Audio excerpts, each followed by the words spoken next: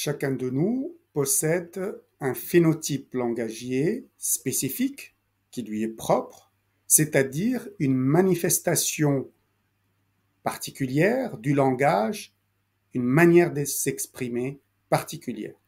Ce phénotype langagier personnel se manifeste, et on peut le voir, à deux niveaux. Le niveau microlinguistique, c'est-à-dire le niveau des mots, et le niveau macrolinguistique, c'est-à-dire au-delà des mots, dans le cadre du segment de l'expression de la phrase. Au niveau microlinguistique, les marqueurs sont de différentes natures. Il y a d'abord les marqueurs cognitifs.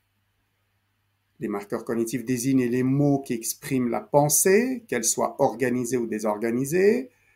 Par exemple, et quoi, c'est ça. Les mots de raisonnement pauvre tels que et ensuite, voilà.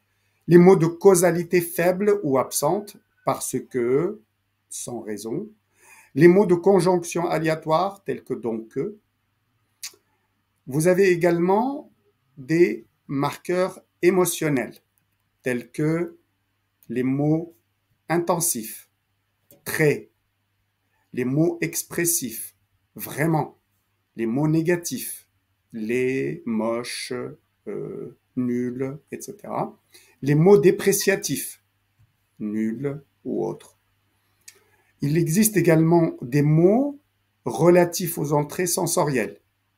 La vue, l'ouïe, le goût, le toucher, l'odorat.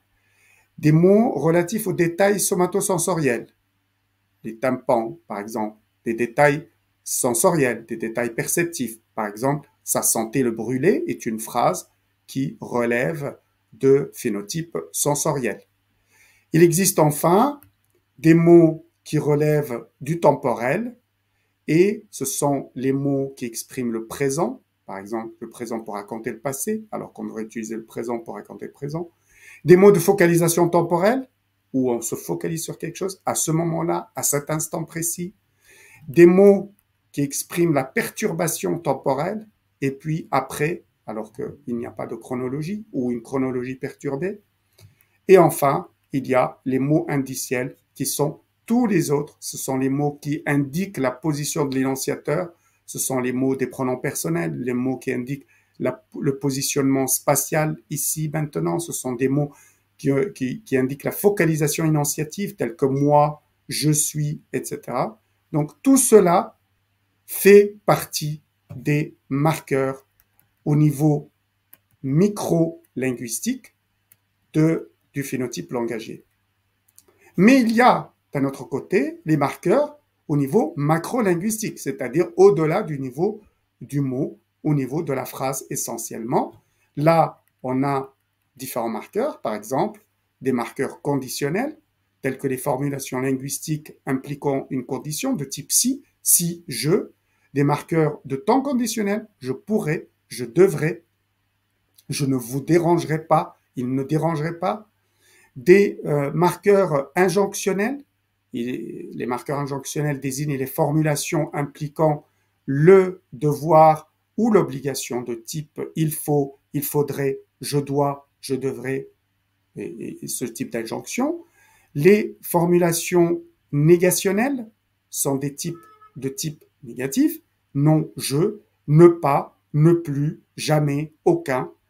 Les formulations, les marqueurs évaluatifs désignent des formulations impliquant un jugement mental de soi ou de la situation. Je pense que, je crois, j'imagine que, je me trouve, je ressens que, je sens que, ou d'autres. Ce sont des formulations qui impliquent un jugement, une évaluation, une auto-évaluation. Et enfin, on a les marqueurs sélectifs. Ce sont des marqueurs qui impliquent une sélection de l'information. Oui, mais, le mais signifie qu'on extrait, on sélectionne un bout de l'information. Une focalisation de dénonciation de type moi qui ou moi que c'est ma faute, c'est de ma faute ou ce n'est pas de ma faute. Tout cela, ce sont des marqueurs sélectifs. Et enfin, on a des marqueurs abstractifs. Ce sont des formulations absolues, abstraites, de type toujours, jamais, rien, parfaitement, complètement, simplement, tout, toutes les personnes, tout ce qui relève de l'abstraction, eh bien, ces différents types de marqueurs au niveau macrolinguistique font également partie du phénotype langagier d'une personne. Donc, pour résumer, le phénotype d'une personne implique à la fois des marqueurs au niveau microlinguistique, des marqueurs au niveau des mots, un certain type de mots, cognitifs, émotionnels, temporels, sensoriels, et un certain type de phrases de type négationnel, évaluatif, sélectif, et tout cela forme le phénotype d'une personne, c'est-à-dire la manifestation personnelle de son langage au moment où elle s'exprime.